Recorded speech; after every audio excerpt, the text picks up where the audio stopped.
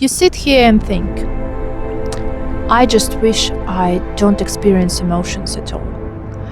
I wish I become completely numb to everything that is happening around me because I'm in so much pain that I don't see any glimpses of improvement. I'm not able to feel joy or any kind of positive emotions, and I just want this pain to stop.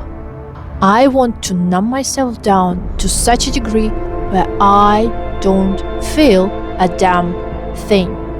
If this is something that you are wanting to do on a daily basis, and you know that you may be just depressed, I suggest we have a small conversation together and explore why you want to become numb and why emotional numbness actually is not the solution you might be looking for. Hello, my name is Sophie from Co-Awakened, and here we learn how to recover after abuse and reconnect with our emotions in order to feel alive again. The state you're currently in is totally understandable, and I myself been there as a part of my postpartum depression. So my postpartum depression lasted for a year and a half, and for the first year I was in such agony that for maybe 4 months of this period I was suicidal. And I wasn't flirting with the idea of the suicide. I was actually thinking of ways how to make it just easy on myself. And I remember especially one moment where I just sat there and even physical movement brought me pain. And I had to move a lot because I had a newborn baby. I was in such an agony that I just told myself that I want to become numb, like completely numb, like a taking care machine. Like I want to be able to, without pain, just change the nappies, rock my baby, soothe my baby, even at night, fed the baby and back to sleep and feel nothing. Like no joy, nothing. I just wanted to stop. Just my emotional world to stop. And when you are in depression, it actually is totally understandable and even justified, because the amount of inner pain and suffering that you're experiencing is like, if you haven't experienced that, it's very hard to put into words. How does it feel? But it feels like a complete agony, like you are in hell. How did I get out of this state? It's not by becoming numb, by the way, but doing quite the opposite. If we want a little bit theory on why you are in the state of wanting to become numb, or you are numb currently but you still feel like you can't live like that, then hear me out for a sec. This state was created by the fact that the current personality that you are going under, that you are associating yourself with, no longer fits you. It means that till this moment you added more functionality to your personality, but you were removing essence. So it means that you most likely you took more responsibilities on your shoulders, like paying rent, taking care of your kids, taking care of your family, be a good wife, be a good partner, be a reliable worker, and everything of the sort. These were all facades, but there weren't any essence behind it. It means that you took the jobs that you didn't want to take purely because you had to pay for your rent. You became this reliable person purely because you were terrified that nobody will like you anyway and nobody will stay with you. Or you just thought that my society told me, my family told me to do so, it means that I have to do so. But it wasn't a part of your personal truth, like for example having a family. And for you, maybe having a family is just a pure suffocation. But you reject this part of yourself because you wanted to fit into your family and your society, where the family is the greatest asset. And so this state and this wish to become numb is the direct result of you putting more facades and removing more essences from your system. If you really want to understand this concept more, I would highly recommend you to watch one of my previous videos that is called "You are not self-sabotaging, you are just fragmented." Because in this video I explain the concept of fragmentation, which we will continue to talk about in this video as well. But anyways, in that video I claim that during our childhood we all experience some kind of trauma, and trauma is distress without resolve. Trauma is basically the result of cognitive dissonance, where we experience the state where our inner reality and our outer reality don't match, and they don't match to such a degree that it causes us an immense amount of pain and we just can't function in society. And so our psyche does this brilliant move. It basically splits us. It hides your personal truth at the backstage of your mind, in your subconscious mind, and it creates a coping mechanisms, a coping belief system that is basically helping you to be functioning in society. Like, for example, your mom yelled at you when you were a kid, when you were doing just usual kid stuff, like playing with toys, being noisy, being active. And so your mom always yelled at you, and your inner reality of me being a funny kid and sharing my love with mom, and your mom criticizing your behavior didn't match, and they didn't match to such a degree where you split, and your personal truth about being a happy kid was hidden away, and the outer truth of your mom criticizing you become prevailing. And so you created these coping mechanisms that if I want to be loved, I need to be passive and not act out and not be loud, for example.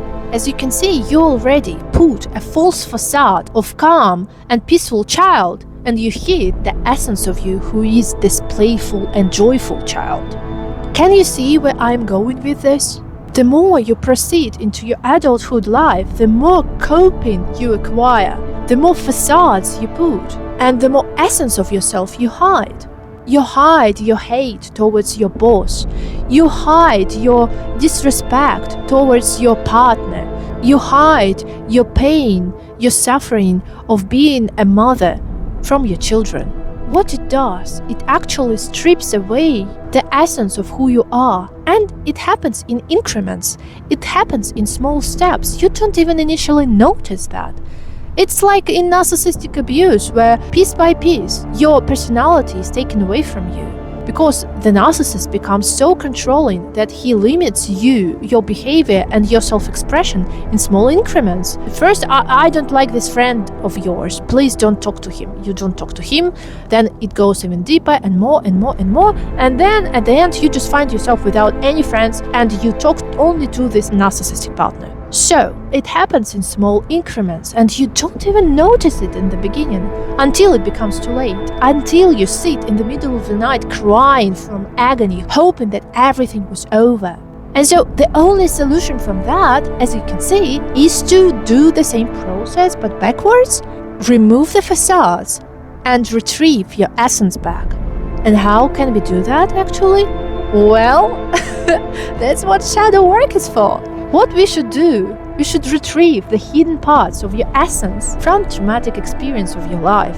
We should retrieve that, retrieve your essence, your life force, and remove the facade. And it sounds easier than it happens in real life. That's what we call healing actually. Healing is returning to your core. It's removing everything that is false and keeping what is yours truly. I'll give you even simpler analogy. Imagine your computer, your PC, which is running for many years, and you have a lot of tabs and apps and programs open, and they all occupy the resources of your computer. And it comes to the point where you can't feed anything really. Your operating capabilities are on max all the time. You're overflown with processes that are happening in your processor. And so you just don't know what to do, you just feel overwhelmed. And you can't even open the apps and tabs that you would love to, because there is so much noise. You have no space for it. The only way how you can do that is to actually reboot your system. It means that you should remove and close all of the unnecessary apps that are running and eating up your processing power, and actually bring your basic settings back. And only after that open the tabs that you really consciously choose to, because they really represent the truth of who you are as a computer. And there are many tools for working with shadows, with your subconscious mind. I used heavily completion process, and I used it not only on myself and on my relatives, but also on my own kid, and it helped tremendously. If you have a chance, find a person who is trained to work with the subconscious mind, or who knows what completion process by Teal Swan is, and who can help you to resolve your old traumas, to work with your subconscious mind, and to actually recognize the essence of who you are, return you to the basic settings, so to say, to reboot your system. But nevertheless, it still can be done purely by yourself. But of course, it will be much harder process, and it will take much longer. But it is possible. I am a living example of that. Your wish to numb yourself is just the wish of removing the false facades. It's just the wish to experience life again as you know it, as you want it. And without you in this equation, nothing can be created, nothing can be done, nothing will be experienced. You should be there first to experience something that is true to yourself. And when you will be back into this equation, you won't even have this wish to numb yourself, because you will actually experience you as the full spectrum of emotions. And so you won't even have this wish to somehow bring yourself down, numb yourself down. You'll actually have the tools and resources to process whatever comes your way, be that positive or negative experience, because you will do that. Not them, not the image of a perfect wife or perfect worker. It's you. It's you, the unique expression of unique soul that was born here on earth, in order to experience the unique experience that only you can experience in the settings that you have currently in your reality. So without you, nothing would be possible. That's why bringing you back is such an important part of healing this numbness thing. Because you want to be numb, because it's not yours. Everything around you is not yours. But once you will bring yourself back, you will actually want to soak it all in. So if you learn something new from this conversation, and you actually feel a little bit safer and a little bit more hopeful, that's actually great. I will be waiting for you every Thursday and Sunday on this channel to have more conversation about emotional safety, how to reconnect with your emotions and feelings in order to feel life again. And for now, don't forget that numbing yourself down really won't solve anything. Because what's the point of living if you don't experience stuff around you? You just want to numb from pain. But pain itself, again, it's not evil. It's just the messenger. It's the messenger that something is out of alignment.